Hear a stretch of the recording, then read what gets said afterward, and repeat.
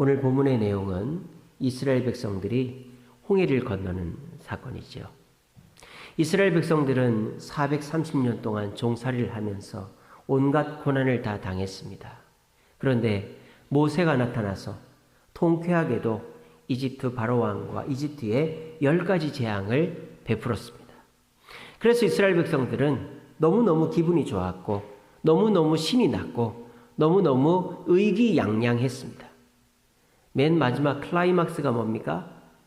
하나님께서 천사를 보내 양의 피를 바르지 않은 집에 장자를 다 죽일 때 집집마다 장자가 죽어나가는 소리가 들리지만 이스라엘 백성들, 특별히 문에 양의 피를 바른 이스라엘 백성들의 집에서는 장자가 죽어나가지 않을 때 이스라엘 백성들은 쾌제를 불렀을 것입니다.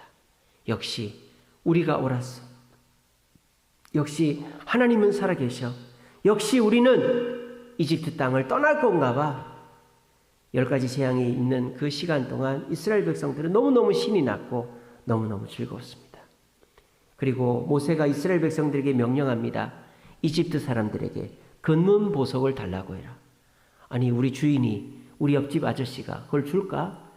의심했는데 똑똑하면서 금은 보화 있으면 다 내놓으시오. 어떻게 됐을까요? 여기 있어. 가지고 가세요. 모든 이집트 사람들이 자기를 부려먹고 죽이려고 했던 이집트 사람들이 이스라엘 사람들에게 겁을 먹고는 금은보화를 내놓는 거예요. 얼마나 기분이 좋았겠어요. 야, 이집트 사람들 아무것도 아니네. 우리를 그렇게 괴롭히고 죽이려고 했던 이집트 사람들 아무것도 아니네. 우리한테 벌벌 떠네. 아싸, 이제 우리는 이집트 사람들보다 더 위대하고 힘세고 대단한 민족이 되었어. 그 마음으로 이집트 땅을 떠나서 길을 나선 것입니다. 그런데 이들이 처음으로 만나는 좌절, 공포, 두려움이 뭡니까? 적군이 쫓아오고 먹을 것이 떨어지고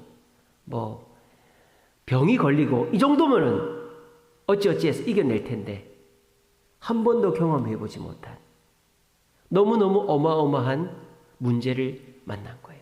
그게 뭐죠? 홍해를 만난 것입니다. 아니, 하고 많은 길 중에 왜 홍해로 이스라엘 백성들을 인도했을까요? 여러분, 출애굽의 경로를 보면요, 굳이 홍해로 오지 않아도 이스라엘 백성들은 가나안 땅으로 갈 수 있었어요. 바로 해변길이라는 길이 있었거든요. 그 해변길이 이집트에서 가나안 땅으로, 가나안에서 저 다메섹, 아람 나라 다메섹까지 가는 길이에요. 해변길이 있는데도 불구하고 하나님은 왜 이 광야길로 이스라엘 백성들을 인도하셨을까요? 거기에는 첫 번째 이유가 있죠. 이집트 군대를 괴멸시키기 위해서입니다. 만약 이집트 군대가 남아있다면 어떻게 하겠어요? 마음이 바뀐 바로가 이스라엘 사람들을 잡으러 언제든지 올 수 있겠죠. 그러면 이스라엘 백성은 광야에 있지만 가나안 땅에 들어가서도 벌벌 떨 수밖에 없는 거예요. 이집트 군대가 우리를 잡으러 오면 어떡하지? 항상 두려워할 수밖에 없는 거죠. 잠재된 위협이 있는 거예요. 그러니까 하나님은 이집트 군대가 이스라엘을 잡으러 와서 홍해에서 수상됨으로 말미암아 더 이상의 위협을 할 엄두를 내지 못하게끔 했던 것입니다. 자, 북한에서 왜 핵을 개발합니까? 탱크도 많고 군인도 많은데요. 미국이나 한국이 전쟁을 할 엄두를 못 내게 하기 위해서죠. 우크라이나가 러시아하고 싸우지만 왜 우크라이나 땅에서만 싸울까요? 러시아에는 핵무기가 있기 때문입니다. 러시아 땅을 침범했다가는 핵미사일이 날아올 수 있거든요. 이게 뭡니까? 엄두를 못 내게 하는 거죠. 이집트 군대가 홍해에서 괴멸되면 이집트 사람들은 이스라엘 사람들을 다시 잡아와야 되겠다는 엄두를 못 내기 때문에 이집트 군대가 홍해에서 괴멸되도록 홍해에 이스라엘 백성들을 갖다 놓은 거예요. 그게 첫 번째 이유입니다. 그런데 하나님이 이스라엘 백성들을 홍해에다 갖다 놓은 이유가 또 하나 더 있어요. 그게 뭘까요? 이스라엘 백성들의 노예 근성을 없애기 위해서입니다. 여러분, 가스라이팅이라고 하잖아요. 가스라이팅. 지속적으로 괴롭힘을 당하면 그 괴롭힘에서 못 벗어나는 거예요. 이스라엘 백성들이 그랬단 말입니다. 노예로 살았기 때문에 노예로 살던 사람들은 노예 근성에서 못 벗어나는 거예요. 쥐가 한 마리 있었습니다. 쥐가 마법사에게 부탁을 합니다. 마법사님, 마법사님, 저를 괴롭히는 고양이가 너무 미워요. 저를 고양이로 만들어주세요.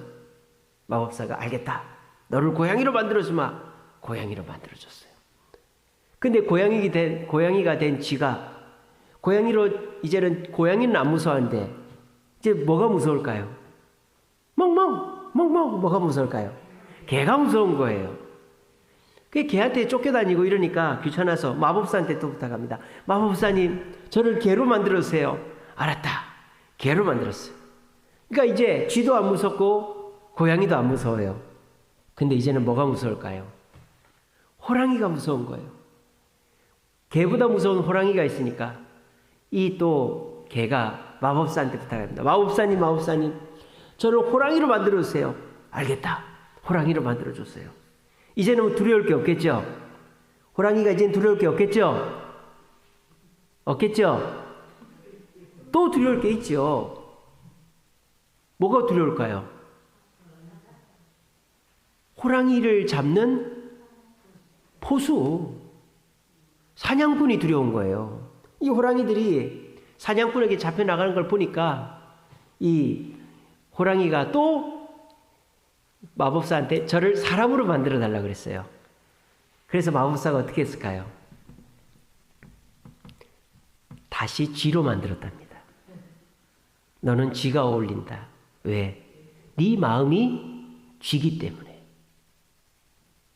네 마음이 쥐기 때문에. 아무리 너를 고양이로, 개로, 호랑이로 만든다고 한들 네 마음이 쥐니까 너는 그 두려움에서 벗어날 수가 없다. 너는 내가 너에게 호랑이까지 되게 해주었는데 호랑이가 되어서 호랑이 마음을 갖지 못했고 너는 쥐의 마음을 계속 갖고 있었으니 너는 쥐로 살아라. 뭐 그런 이야기가 있습니다. 여러분, 사람이요, 마음이 넓어지지 않으면 내가 지금 가지고 있는 거, 할 수 있는 거 아무짝에도 쓸모가 없어요. 이스라엘 백성이 노예 근성을 가지고 광야에 나갔습니다. 그러니까 하는 게 뭡니까? 계속 원망하고 불평하는 거예요. 여러분들 조선시대 사극 같은 거 보면은 우리 그 노비들이, 종들이 하는 거 뭡니까? 야, 너 그거 들었어? 이거 노비들의 단골 대사잖아. 너 그거 들었어? 마님이 이랬대. 어머나, 마님이 그랬다고? 아유, 마님 정말 못됐다. 종들의 대사 다 그거야. 너 그거 들었어? 너 그거 들었어? 종들은 내 생각이 없어요. 남의 생각만 얘기하는 거예요. 너 그거 들었어? 옆집 삼돌이가 뭐라 그랬대? 옆집 원년이가 누구랑 뭐 어떻게 바람이 났대? 종은 자기 생각이 없어. 자기가 뭘 해야 되겠다는 생각이 없어요. 여러분, 생활보호 대상자 부럽죠? 저희는 부러워요. 생활보호 대상자가 저희들보다 더 잘 살아요. 저희는 생활보호 대상자한테 쌀을 얻어먹습니다.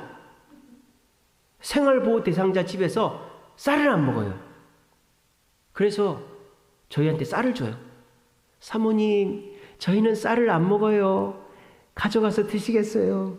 그 집에서는 BBQ 치킨을 시켜 먹습니다. 도미노 피자를 시켜 먹습니다. 정부미는 안 먹는 거예요. 저희는 정부미를 너무너무 좋아합니다. 요즘 정부미는 묵은 쌀이 아니고요. 얼마나 맛있는지 몰라요. 여러분들 가끔 저희가 정부미로 금요 기도에 밥 해드리고, 떡 해드리고 그러잖아요. 그죠? 왜 그런지 아세요? 국가로부터 혜택을 받는 사람은 그 혜택에서 못 벗어나는 거예요.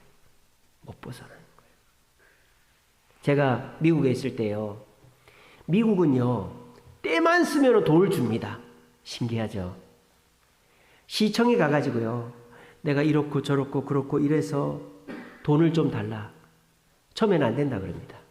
제발 달라, 제발 달라. 하루 가고 이틀 갑니다.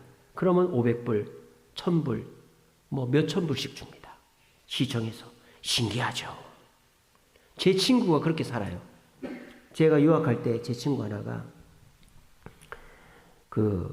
이제 애가 6인데 뭐 이렇게 먹고 살 일이 없는 거예요. 그러니까는 맨날 시청에 가가지고 쪼릅니다. 쪼르면은 시청에서 위기라고 해가지고 생필품을 살 수 있는 쿠폰을 줘요. 근데요, 그거 가지고요, 세상에 소고기를 사 먹고요, 엄청나게 비싼 걸 사 먹습니다. 저희는 그냥 월마트 이런 데 못 가요. 여러분, 월마트는요, 우리나라 이마트 같은 데인데 비싸요. 저희는 덜러샵에 갑니다. $1샵, $5샵 이런 데 가서 물건 사고 반찬 사고 그랬어요. 근데 그거 받아가지고 소고기 사 먹고 그거 남아 돌아요, 집에. 그러면 그거 저희가 얻어갖고 씁니다. 근데 그 친구는 돈을 벌 생각을 안 하는 거예요. 돈을 안 벌어요, 돈을. 왜? 안 벌어도 되니까. 애들 밑으로 돈이 나오고 500불씩, 애 하나당 500불씩 나옵니다. 그리고 돈 떨어지면 이렇게 시청 가서 쪼르면 나오거든요. 그리고 병원을 갔어요. 병원을 가서 내가 수술을 했어. 그래서 내가 수술비가, 병원은 미국 병원은요, 뭐 이거 하나 꼬매도요 500불, 1000불 이렇게 합니다. 100만 원씩 이렇게 해요. 그러면 또 어떻게 하는지 알아요? 가서 쪼릅니다. 제가 돈이 없어요. 그러면은 1000불이 500불로, 500불이 300불로 그냥 가시오, 이렇게 되는 거예요. 근데요, 그렇게 되려면 한 가지 조건이 있어요. 그게 뭔지 아세요? 직장이 있으면 안 돼요. 직장이 있으면 아무리 졸라도 돈을 안 줍니다. 그러니까 어떻게 하는 거예요? 직장을 안 갖는 거예요. 그리고 돈을 받는 거예요. 그게 지금 제가 유학 갔을 때 미국 이야기였는데 우리나라에 그대로 이루어졌잖아요. 그죠? 신기하죠? 제가 유학 가기 전까지만 우리나라 그런 제도가 없었어요. 생활보호 대상자 되기가 얼마나 어려웠는데요, 옛날에는. 지금은 웬만하면 다 됩니다. 복지 제도가 정말 잘 돼 있는 나라가 스위스거든요, 스위스. 그래서 제가 우리 최은영 성도님한테 물어봤어요. 스위스에는 기본소득을 준다면서요. 여러분, 기본소득이 뭔지 아세요?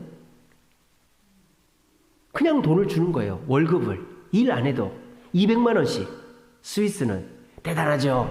정말 좋은 나라죠. 여러분, 스위스 사람이랑 결혼하시기 바랍니다. 그러면 일 안 해도 200만 원씩 돈이 나옵니다. 근데 최은영 성도님이 그걸 부러워할까요, 안 할까요? 절대 부러워 안 합니다. 왜 그런지 아세요? 그래가지고는 여행을 못 다녀요. 그냥 그 200만 원 갖고 먹고 사는 것만 하는 거예요. 여가를 즐길 수 있는 돈을 절대 안 줍니다. 우리나라도 그렇죠. 우리나라도 생활보호 대상자가 되면 병원도 공짜, 뭐 약값도 공짜, 쌀도 나오고, 애들 학원비 다 나오고, 뭐 웬만한 게 다 됩니다. 휴대폰 값도 거의 공짜고. 근데 직업을 갖는 그 순간 생활보호 대상자가 안 되는 거예요. 그리고 생활보호 대상자는 여행을 다니면서 여유 있게 쓸 수가 없어요. 그냥 그 선에서 사는 거예요. 그게 왜 그런지 아세요? 그냥 생활보호 대상자의 형편에 묶이는 것이 아니라 마음이 묶였기 때문입니다. 마음이. 그래서 저는요, 그렇게 생각해요. 내가 지금 당장 쌀이 없어서 라면을 먹고 옷을 얻어 입고 내가 차비가 없어서 걸어 다니더라도 마음이 부자면 부자가 되는 줄로 믿으시길 바랍니다. 저는 TV에서요, 요즘에 뭐 이렇게 세이브 더 칠드런, 무슨 뭡니까? 애들 이렇게 구호하는 단체도 있지 않습니까? 그거 보면 웃겨요. 어떤 애들이 할아버지 밑에서 산대요. 근데 애들이 학원을 못 다닌대요. 그리고 작년에 입었던 옷을 또 입는데요. 우리 애들이 학원을 못 다녀요. 우리 애들은 옷 사입힌 적이 없어요.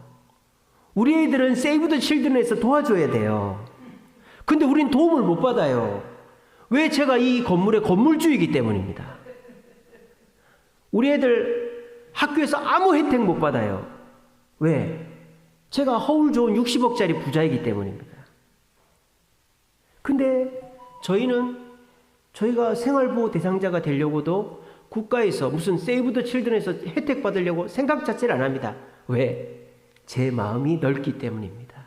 저는 아버지 하나님, 세상의 창조주 되신 하나님이 저의 아버지이기 때문에 저는 그 누구보다 마음이 부자이기 때문입니다. 저는 택시 타면 자주도 안 타지만 4,500원 나면 저는 당당하게 5,000원을 냅니다. 저는 물건을 살 때 절대 돈을 깎지 않습니다. 돈이 많아서가 아니라 저는 마음이 부자이기 때문입니다. 마음이 쥐면 호랑이가 돼도 쥐로 사는 거예요.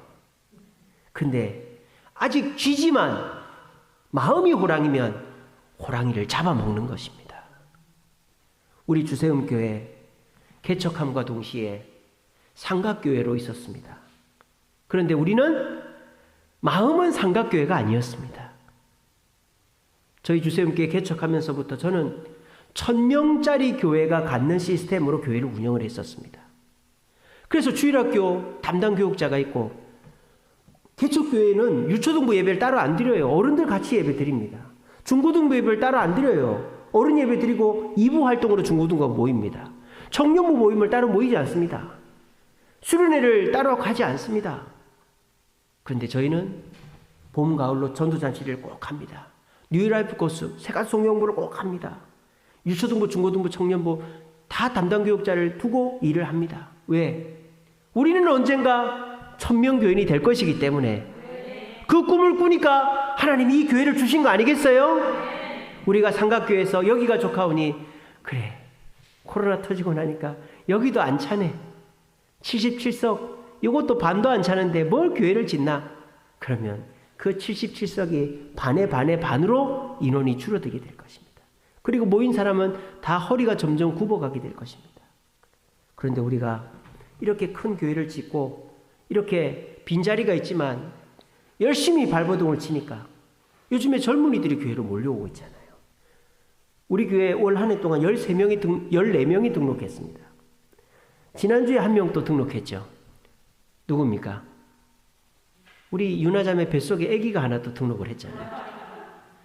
꿈복이라든가 꿈복이 우리 신종란 고사의 꿈복이 맞습니까? 예, 꿈복이가 또 등록을 했잖아요. 갓난아이도 등록하고 청년들도 등록하고 88세, 87세 어른도 등록하고 이게 뭡니까? 우리가 마음을 넓혀놨기 때문에 오는 거예요. 아이가 있는 엄마가 오려면 유아실에 있어야 됩니다. 엘리베이터가 있어야 됩니다. 할머니, 할아버지가 오려면 엘리베이터가 있어야 됩니다. 그러니까 우리는 그런 것들을 다 계산하고 만들어 놓은 겁니다. 온전한 가정이 등록을 하려면 교육부서가 다 있어야 됩니다. 유초등부, 중고등부, 청년부가 있어야 유초등부 아이들을 둔 가정은 아이들을 맡길 수 있기 때문에 오는 거예요. 또 청년부가 있어야 청년을 둔 부모가 등록을 하는 거예요. 자기 아버지, 어머니가 노인인데 교회에 노인이 없으면 등록을 안 하는 거예요. 근데 우리 60대, 70대가 있으니까 80대 어르신들이 등록을 하는 거예요. 마음을 넓히고 기초를 닦아놓으면 거기에 놀라운 부흥의 역사가 일어나는 겁니다. 여러분들의 마음은 어떤 마음입니까? 몸은 커졌는데 주머니에 돈은 있는데 마음이 좁으면 하는 일이 맨날 그대로고 쓰는 돈도 맨날 그대로인 거예요. 그러다 보면 어떻게 됩니까? 다시 그 마음의 크기만큼 내가 돌아가 버리는 거예요. 마음을 넓혀야 돼요. 하나님은 홍해 앞에다 이스라엘 백성들을 갖다 놓고 너희들의 그 노예 근성을 벗어버리지 않으면 너희들은 가나안 땅에 들어갈 수 없다라고 말씀하시는 것입니다. 오늘 이 자리에 모이신 저와 여러분, 코로나 때문에 마음이 쫄아있고 물질 때문에 마음이 쫄아있고 건강 때문에 마음이 쫄아있으니까 이 시간 예수 그리스도와 함께 마음을 넓히시는 저와 여러분 되시기를 간절히 바랍니다. 그럼 우리가 어떻게 마음을 넓힐 수 있을까요? 첫 번째로는 큰 일을 겪어봐야 되는 거예요. 큰 일을. 오늘 이스라엘 백성들은 홍해라는, 아마 이스라엘 백성들 중에 바다를 처음 본 사람도 많을 거예요. 그죠? 노예로 사니까 거주 이전에 자유가 없잖아요. 자기 부모가 살던 집에서 죽을 때까지 사는 게 노예 아닙니까? 바다를 본 적이 없는 애들이 바다를 봤어요. 얼마나 무서웠겠어요. 근데 뒤에 한 번도 본 적이 없는 이집트 군대에 엄청난 무리가 오는 거예요. 얼마나 무서웠겠습니까? 그런데 홍해에서의 그 두려움의 사건이 있었기 때문에 요단강쯤은 아무것도 아니었던 것입니다. 여리고 성쯤은 아무것도 아니었던 것입니다. 이번 주에 우리 권태문 권사님이 손을 다쳤어요. 이제 칼을 쓰시다가 칼이 너무 새고가 돼가지고 쓱 했는데 살점이 덜렁덜렁할 정도로 다친 거예요. 그래가지고 그걸 휴지로 이렇게 싸들고는 저한테 왔어요. 목사님, 밴드 하나만 주세요. 그러는 거예요. 보니까 이게 밴드 갖고 안 되는 거예요. 밴드를 두 개를 붙였는데도 피가 계속 뿜어져 나오는 거예요. 제가 어떻게 했을까요? 여러분, 피를 보면 사람이 굉장히 놀라거든요. 제가 놀랬을까요? 저는 안 놀랬습니다. 권사님 갑시다. 어딜요? 병원에 갑시다. 권사님 병원 안 가도 된대. 나도 전에도 이렇게 배 봤는데 이거 그냥 이렇게 하고 있으면 낫는다고. 택도 안 내서 하지 말고 병원 가자고. 그래가지고 제가 끌고 병원을 가는데, 이게 일반 병원에서 되는 건가 안 되는 건가 가늠이 안 오더라고요. 왜냐하면 이게 우리 이정숙 권사님도 손을 다쳤는데 손톱을 다치니까 일반 병원에서 안 꼬매주더라고요. 근데 김영중 가정의학과를 가니까 해주더라고요. 그래서 속으로 5바늘, 겉으로 5바늘, 10바늘을 꼬맸어요. 엄청나게 이게 큰 일이었어요. 근데 제가 왜 안 놀랬는지 아세요? 저도 똑같은 일을 당했거든요. 그것도 어렸을 때. 제가 초등학교 때 옛날에는 화약총이라고 있었어요. 쏘면 땅 소리 나는 거. 이렇게 동그랗게 화약을 넣어서 그걸 넣으면 땡기면은 화약 소리가 나고 밤중에는 불꽃이 팍팍 나가는 거 있어요. 그걸 샀는데 땅땅 하는데 이게 돌아가야 되는데 안 돌아가는 거예요. 플라스틱 이렇게 뭐가 튀어나와가지고. 그거를 빼가지고 칼로 이렇게 깎았죠. 이렇게. 깎다가 어떻게 됐을까요? 손을 깎아요, 손을. 이렇게 하다가 손을 푹 했는데 저는 뼈가 보였어요. 이 엄지손가락 뼈가. 이게 확 뒤집어져가지고 여기 뼈가 보이더라고요. 제가 아무 정신없이 피를 철철철철 흘리고 있었습니다. 이게 왜 이러지? 사람이요. 여러분 전쟁터에서 다리가 떨어져 나가잖아요. 안 아파요. 아무 정신이 없어. 저도 푹 해가지고 피가 삐죽삐죽 이렇게 나오는데 이러고 있는 거예요. 제가. 어떻게 됐을까요? 문방구 아줌마가 아이고 야야 이러면서 나와가지고 휴지로 꽉 들고는 병원으로 간 거예요. 그래가지고 문방구 아주머니가 이걸 꼬매줬어요. 여기 아직도 상처가 있습니다. 제가 그 일을 겪고는 그래 피가 나면 무조건 꼬매야 된다. 그거를 제가 깨달은 거예요. 엄청 값진 교훈이었죠. 그죠? 그걸 제가 요번에 써먹었어요. 우리 권태문 권사님한테. 피가 나면 웬만하면 꼬매야 됩니다. 그냥 살 잘 안 붙습니다. 염증 생깁니다. 제가 신대원 다닐 때 저기 전남 곡성으로 청년들을 데리고 수련회를 갔어요. 수련회를. 근데 담임 목사님한테 전화가 온 거예요. 박 전도사, 장례 집례를 좀 해야 되겠다. 제가 전도사입니다. 수련회 중입니다. 아무 준비가 안 돼 있었어요. 근데 박 전도사 장례 좀 집례라. 어딘데요? 광주다 그러는 거예요. 광주. 곡성 옆에 광주. 제가 뭐라 했을까요? 목사님, 제가 수련회 중이고 장례 예배를 집례한 적도 한 번도 없고 아무 준비가 양복도 없고 해서 안 되겠습니다라고 하지 않고 예 그랬습니다. 그리고 제가 광주로 가니까 교회 인천에 부천에서 교회 성도들이 와 있더라고요. 그래 둘러 앉아가지고 잠바 입고 장례 예배를 인도했습니다. 제가 어떻게 그렇게 할 수 있었을까요? 저희 어머니가 대학 때 돌아가셨거든요. 사람이요, 큰 일을 당하잖아요. 그러면 그 큰 일은, 그 다음 일은 이제 아무것도 아닌 거예요. 근데 그런 생각이 듭니다. 아이고, 목사님, 그렇게 큰 일 당하면 너무 힘들잖아요. 그럼 큰 일 안 당하고 조금씩 배워나가면 안 될까요? 조금 작은 일에서 경험 쌓고 그 다음 거 쌓고 이렇게 하면 안 될까요? 여러분, 세상에서 제일 큰 일이 뭘까요? 이 시간에 이것만 깨달아도 여러분들은 오늘 오신 값을 하는 거예요. 여러분 명심하세요. 세상에서 제일 큰 일은요, 혼자 당하는 일입니다. 내가 넘어져서 무릎이 까져도요, 혼자 당하면요, 이게 큰 일인 거예요.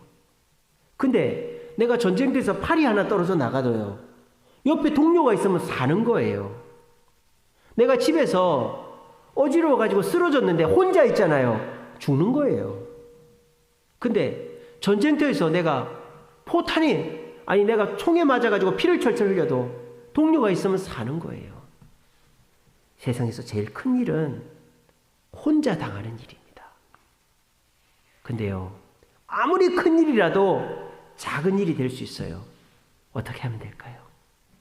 주님과 함께 당하면 아무리 큰 일도 작은 일이 되는 줄로 믿으시길 바랍니다. 이스라엘 백성들은 너무나도 큰 일을 만났어요. 바다를 본 적도 없고 저렇게 큰 군대가 잡으러 오는 것을 경험한 적도 없어요. 하지만 그 큰 일을 이겨냈기 때문에 요단강은 아무것도 아니었고 여리고 성도 아무것도 아니었던 것입니다. 우리는 코로나라는 큰 산을 지금 넘어가고 있고요. 경제적으로, 가정적으로, 또 건강적으로 내가 감당하기 힘든 큰 일을 만났어요. 여러분, 그 일도 하나님이 주셨다라는 것을 이 시간에 기억하시길 바랍니다. 그리고 그 하나님은 그 일을 여러분들 혼자 해결하라고 버려두지 않으시고 여러분들과 함께 그 일을 넘어가서 앞으로 있을 더 많은 일도 쉽게 넘어가게 하시려고 그 큰 일을 경험하게 하신 줄로 믿으시기를 바랍니다. 자, 그리고 이스라엘 백성들의 마음이 넓어진 이유가 뭘까요?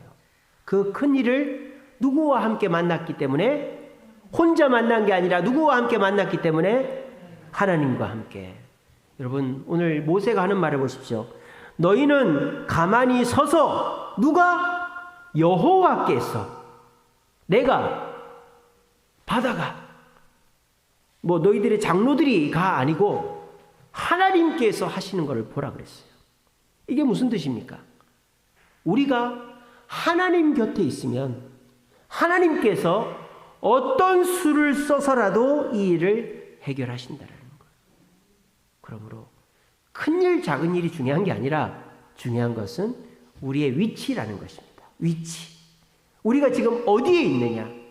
하나님 곁에 있으면 아무리 큰 일도 지나가는 일이지만 혼자 있거나 세상과 있거나 사탄과 있으면 접신물에도 코 빠져 죽는 일이, 넘어져도 뒤통수가 깨지는 일이, 앞으로 넘어져도 뒤통수가 깨지는 일이 될 것입니다. 중국말에 맹모 삼천지교라는 말이 있어요. 맹자 엄마가 왜 자꾸 이사를 다녔을까요? 맹자가 장사꾼들 옆에 있으니까 골라 50원에 10개, 1,000원에 20개 이러고 있으니까 이놈의 자식이 장사꾼 되겠네. 안 되겠다. 그래서 무덤 옆에 가니까 이 맹자가 아이고 울고 앉아 있는 거예요. 그러니까 글방 옆에 갖다 놓으니까 이놈이 공부를 하더라. 여러분, 부자 옆에, 큰 부자 옆에 작은 부자 생기는 겁니다. 여러분, 성공하는 사람 옆에 성공하는 사람이 생기는 거예요. 서울대학교는요, 서울대학교 많이 가는 학교에 가야 서울대학교를 많이 가는 거예요. 어떤 학생들이 그런 얘기합니다. 내가 내신을 잘 받아야 좋은 대학을 가니까 공부를 잘 못하는 학교에 가서 내가 1등 해야지. 그게 안 된단 말이에요. 공부를 잘 못하는 애들 속에서 1등이 돼도 그게 다른 데서 중간도 안 된다 이 말이에요. 그리고 1등도 안 된다 이 말이에요. 사람은 큰 물에서 놀아야 되고 성공하는 사람 곁에 있어야 되고 부자 곁에 있어야 부자가 되는 거예요. 여러분, 이 세상에서 제일 큰 부자가 누구십니까? 이 세상에서 제일 성공하신 분이 누구십니까? 이 세상에서 제일 큰 분이 누구십니까? 그러므로 여러분들 어디 있어야 됩니까? 하나님 곁에 있어요. 오늘 이 자리에 계신 것처럼 말입니다. 그러므로 여러분들이 오늘 이 자리에 오셨기 때문에 여러분들은 성공할 것이고 부자가 될 것이고 여러분들의 몸은 건강해질 것이며 여러분들의 원하는 소원들은 응답되어질 줄로 믿으시기를 바랍니다. 우리가 마음이 넓어지려면 세 번째로 어떻게 해야 되느냐? 순종을 해야 돼요. 우리가 변해야 돼요. 자, 보세요. 이스라엘 백성들이 보지도 못했던 홍해를 봤고 한 번도 만나보지 못한 군대를 만났는데 하나님과 함께하니까 그 큰 일이 작은 일이 되고 넘어간 일이 됐단 말이에요. 그 결론이 났어요. 이제 홍해를 건넜어요. 그러고 나니까 이스라엘 백성들이 뭐라고 하는지 압니까? 이제 마음이 바뀌었어요. 이스라엘 백성들의 마음이. 홍해를 다 건너고 나니까 이 이스라엘 백성들이 하나님을 경외하게 된 것입니다. 31절입니다. 이스라엘이 여호와께서 애굽 사람들에게 행하신 그 큰 능력을 보았으므로 백성이 여호와를 경외하며 여호와와 그의 종 모세를 믿었더라. 이렇게 되어 있습니다. 14장 제일 끝에 그렇게 되어 있다 이 말이에요. 여러분, 우리에게 이게 필요합니다. 우리가 경험해보지 못했던 문제를 만나서 정말 죽을 것 같았는데 하나님께 나와서 기도해서 하나님의 능력으로 그 문제를 극복을 했어요. 그러면 어떻게 됩니까? 하나님 감사합니다 하며 이제는 하나님 곁에 더 가까이 와야 되고 하나님이 내 문제를 해결하신다는 것을 믿고 하나님 중심으로 살아야 되겠죠. 그런데 우리는 그렇게 안 된다 이 말이에요. 은혜는 은혜대로 받고 은혜 받고 나면 언제 그랬냐는 듯이 뒤돌아서 다시 세상으로 나가버리니까 또 다른 문제가 나타나면 도돌이표를 자꾸 하는 거죠. 또 괴로워하고 또 괴로워하고 또 괴로워하는 거예요. 제가 우리 김윤옥 지사님이 책을 읽어보라고 줘서 읽은 책이 3권이 있는데 새벽형 크리스천이라는 책이 있습니다. 우리 1층 사무실에 가면 제가 주세움 추천도서 나눔터라는 걸 만들어 놨어요. 책장에다가. 그래서 이제 제가 감명 깊게 읽은 책이나 또 성도님들이 감명 깊게 읽은 책을 거기다 꽂아 놓으면 여러분들이 가져가셔서 읽고 다시 갖다 놓으시면 됩니다. 문봉주 대사님이 쓴 책이에요. 문봉주. 지금 나이가 제가 계산을 해보니까 74 되셨더라고요. 74. 근데 이 문봉주 대사님이 서울대학교를 나오고 굉장한 수재입니다. 수재. 근데 어머니가 예수님을 믿는 모태신앙이었어요. 근데도 아주 교만하고 술, 담배 달고 살고 그냥 세상 재미에 빠져 살았던, 술독에 빠져 살았던 사람이에요. 근데 이 문봉주 대사님이 중국 이제 대사는 아니고 중국 정무공사로 있다가 배가 아픈 거예요. 배가. 알고 보니까 위암 1기도 아니고 2기도 아니고 3기도 아니고 4기. 위암 4기면 이제 말기죠. 그죠? 위암 4기였던 거예요. 그때서야 마음이 급해가지고 하나님께 기도합니다. 하나님 저 좀 살려주세요. 그 병에 걸려가지고 한국으로 온 거예요. 한국으로 와가지고 하나님께 기도하고 하나님 살려주세요 해서 수술을 했는데 어떻게 됐을까요? 살았으니까 74살 먹었죠. 살았어요. 근데 이 문봉주 대사님은 그거를 하나님이 살려주셨다고 믿은 거예요. 그리고 이분이 그때서부터 바뀌기 시작합니다. 새벽 기도를 나가기 시작합니다. 그리고 성경 공부를 하기 시작합니다. 그래서 성경 박사가 됐어요. 워낙 똑똑한 분이니까. 그래가지고 중국을 갔더니 중국 한인교회에서 성경을 가르쳐 달라고 그러는 거예요. 그래가지고 이분이 성경을 가르쳐 주기 시작했어요. 그랬더니 하나님이 또 복을 주신 거예요. 어떤 복을 주셨는지 아세요? 정권이 바뀌었어요.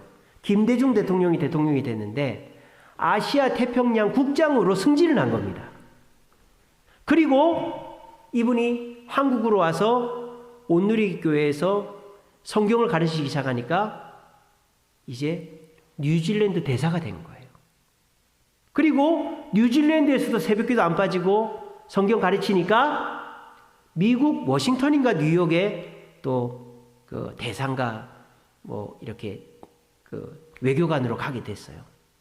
그렇게 해서 승승장구를 한 겁니다. 이분이 책을 가만히 보니까 이분은 굉장히 맺고 끊는 게 분명하더라고요. 자기가 안 믿어지면 안 믿어지고 내가 싫으면 싫은 건데 한 번 믿으면 확실하게 믿는 분이더라고요. 새벽 기도를 나가면 죽을 때까지 나가고 성경을 공부하면 내가 마스터할 때까지 하고 나한테 성경을 가르치라고 하면 그거를 목숨 걸고 하는 거예요. 그러니까 성공하더라고요. 그래서 이분이 이제 정부 일을 다 마치고 목사가 돼가지고 간증 집회도 다니고 그렇게 하고 계시더라고요, 지금도. 제가 그분을 보면서 느낀 게 뭐냐. 그렇구나. 은혜를 갚을 줄 알아야 된다. 은혜를 받았으면 감사하고 갚을 줄 알아야지. 은혜 받기 전에는 은혜 달라고 하면서 은혜 받고 난 다음에는 더 달라고 한다든지 나한테 뭘 줬는데요 따지고 그러면 그 사람은 절대 마음이 넓어질 수가 없다라는 것입니다. 찬송가 가사에 받은 복을 세어보라고 그러잖아요. 근데 받은 복은 세어볼 생각은 안 하고 내가 받은 거는 만족할 수가 없어요. 확실하지 않거든요. 이거 갖고는 안 되니까 더 다른 걸 줘봐요. 그 사람은 죽었다 깨어나도 주님 앞에 충성할 수가 없을 것입니다. 받은 거가 충분한데 받은 거가 있는데 그거에 감사하지 못하고 그것에 만족하지 못하면 도대체 뭘 깨닫고 뭘 변화가 되겠단 말입니까? 마음이 넓어지려면요. 내가 어려움을 만났을 때 주님 곁에서 주님께 기도하여 그 문제를 해결받았다면 감사하고 변화가 되어야죠. 그리고 주님 곁에서 충성을 해야죠. 그러면 그 사람의 마음이 넓어지는 거예요. 제가 운동을 안 했을 때는 어깨가 지금보다 훨씬 좁았습니다. 근데 제가 수영을 하고 나니까 어깨가 넓어졌어요. 수영을 해가지고 제가 그 대학교 졸업하고 학원 강사하면서 수영을 배웠거든요. 어깨가 넓어졌어요. 근데 제가 어깨는 넓어졌는데 운동을 안 한 거예요. 수영만 한 거예요. 그러니까 어떻게 된지 아세요? 어깨가 말리는 거예요, 이렇게. 여러분들이 저를 자세히 관찰하시면 제 자세가 이렇게 되어 있습니다. 앞으로. 목이 이렇게 굽어 있어요, 앞으로. 이렇게 어깨가 펴져 있는 게 아니고. 왜? 가슴 근육이 없어요, 제가. 어깨가 펴지질 않는 거예요. 그러니까 항상 보면 제 자세가 이렇게 되어 있어요, 이렇게. 그걸 제가 언제 알게 됐을까요? 2019년도부터 헬스를 하면서 알게 됐어요.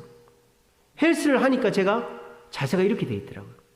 강사가 자꾸 어깨를 피래요. 나 어깨 폈는데 이렇게 피라는 거예요. 이렇게. 근데 이렇게 피면 너무 불편해. 왜? 가슴 근육이 없으니까 펴지지가 않는 거예요. 이거 뭡니까? 어깨가 넓어졌다고 그 사람이 넓어진 어깨가 아니에요. 가슴 근육이 만들어져야 되는 거예요. 여러분들도 하나님께 은혜를 받아서 어깨가 넓어졌으면 내가 순종해서 가슴 근육을 키워야 그 사람의 체형이 반듯한 거죠. 근데 하나님이 은혜는 주는데 어깨는 넓어졌는데 자기가 변화되지 않으려고 하니까 마치 어떤 건지 아세요? 그냥 쭉 키만 멀대같이 큰 나무가 되는 거예요. 저희 사촌 형이요. 농고를 나왔는데 그 집에 가보니까 나무가 엄청 많아요. 근데 나무가 다 키만 커요. 키만. 옆으로 넓은 게 없고 굵은 게 없어요. 그 형이 재미 삼아서 가지치기를 막 해가지고 키만 멀대같이 키운 거예요. 그거 보면서 야 저게 살기나 하겠나 그런 생각이 들더라고요. 오늘날 그리스도인들 중에 하나님께 은혜는 받았는데 키는 크는데 넓어지지가 않아가지고 마음이 조그만하니까 조그만한 일에도 놀라고 울고 교회 안 나오고 원망 불평하고 그러고 있지 않습니까? 마음이 쥐 마음이기 때문이에요. 우리가 마음을 넓히지 않으면 아무리 하나님이 은혜를 줘도 그 사람은 절대 하나님의 은혜의 주인공이 또 자유와 평화의 주인공이 될 수가 없습니다. 잠언 4장 23절 말씀에 무릇 지킬 만한 것 중에 뭘 지켜라? 마음을 지켜라. 왜? 그 마음에 생명의 근원이 있기 때문이다 라고 그랬습니다. 마음이 넓어지지 않으면 그 사람이 하나님의 은혜를 엄청나게 많이 받아도 다시 그 마음의 넓이만큼밖에 안 될 것입니다. 여러분들의 그릇을 키우시기 바랍니다. 그릇을 키우면 하나님이 부어주신 것을 다 받을 수 있어요. 근데 그릇이 작으면 하나님이 부어주시면 가득 찬 것 같은데 흘려버리는 게 더 많은 거예요. 그릇이 커지려면 어떻게 될까요? 어려운 일을 두려워하지 말아야 됩니다. 내가 감당 못하겠다고 이런 일 안 만나게 해달라 이런 기도하지 마십시오. 주님과 함께 감당하겠다고 기도하십시오. 주님 곁에 있으면요, 그 어떤 일도 감당할 수 있습니다. 그리고 주님의 은혜로 그 문제를 해결했다면 여러분들이 변화되어야 됩니다. 더 주님 곁에 가까이 와야 되고, 더 충성해야 되고, 더 인격적이고 사람들한테 잘하는 사람이 되어야 됩니다. 그래야 우리가 키만 크는 게 아니라 넓어지는 거예요. 우리 주세움교회는 대덕빌딩 2층에 있으면서도 넓은 마음을 가졌더니 하나님께서 이 주세움교회 예배당을 주셨습니다. 우리 주세움교회 예배당 200석밖에 안 됩니다. 아이고, 200석이니까 100명만 나오면 좋겠다. 그럼 100명도 안 와요. 마음을 넓게 가시기 바랍니다. 올해 저는 200성도를 목표로 하고 있습니다. 저는 이 교회에서 제가 마음이 좀 작아가지고 500명은 감당할 수 있겠다, 그 생각 갖고 있습니다. 여러분들은 어떠십니까? 아이고, 목사님 500명은커녕 지금 있는 성도라도 잘 챙기시죠. 여러분, 그렇게 하면 지금 있는 성도 챙기기도 버거운 거예요. 마음을 넓혀야 됩니다. 올 한 해 하나님께서 200성도 만들어줄 줄로 믿으시기를 바랍니다. 그렇게 하고 나면 어떤 마음이 들까요? 그래, 200명을 만들려면 어떻게 해야 될까? 내가 전도해야 되겠네. 온 사람들 붙잡아야 되겠네. 그러니까 제가 미친놈처럼 전도를 다니죠. 전도하는 거를 그렇게 힘들어하고 부끄러워하고, 저 사람이 나한테 돌 던지면 어떡하지? 저 사람이 나한테 침 뱉으면 어떡하지? 그런 온갖 망상에 빠져있는 제가 전도를 안 나갈 수가 없는 거예요. 왜? 올해 200명을 만들어야 되니까. 만들려면 나가야 될 거 아니에요. 그러니까 역사가 일어나는 거예요. 이정수 권사님 무료전 나눔 전도를 놔둬놨는데 어떤 아주머니가 우리 교회 주보를 한참을 보고 있더래요. 그래서 안녕하세요, 저는 이 교회 권사입니다. 우리 들어가서 커피를 한잔 하시죠. 따로 들어서 본당 보고 1층 보고 2층 보고 그 2층 가서 한참을 얘기하고 갔다는 거 아닙니까? 그러니까 이런 일들이 일어나는 거예요. 우리가 마음을 넓히면, 여러분, 우리가 이제 교회를 지었으니까 우리나 편하게 신앙생활 하자. 그러면 우리도 편하게 신앙생활 못합니다. 마음을 넓히고요. 올해 200명 온다. 그리고 우리 500성도 만든다. 그리고 우리가 이 구이동뿐만 아니라 서울을, 대한민국을, 전 세계 선교사님들을 섬기는 교회가 된다. 그렇게 마음을 넓히면 하나님이 그 넓은 마음에 가득 찰 만한 은혜를 부어주실 거예요. 그렇게 하는 방법은요, 고난을 두려워하지 마십시오. 어떤 고난이라도 두려워하지 마십시오. 어떻게 하면 됩니까? 주님 옆에만 있으면 됩니다. 여호와가 하시는 걸 보면 됩니다. 그리고 주님이 하신 일이 있거들랑 감사하시고 내가 변화되십시오. 그래, 주님이 나와 함께 하시지. 나도 주님 앞에 충성해야 되겠다. 나도 주님 곁에 열심히 나와야 되겠다.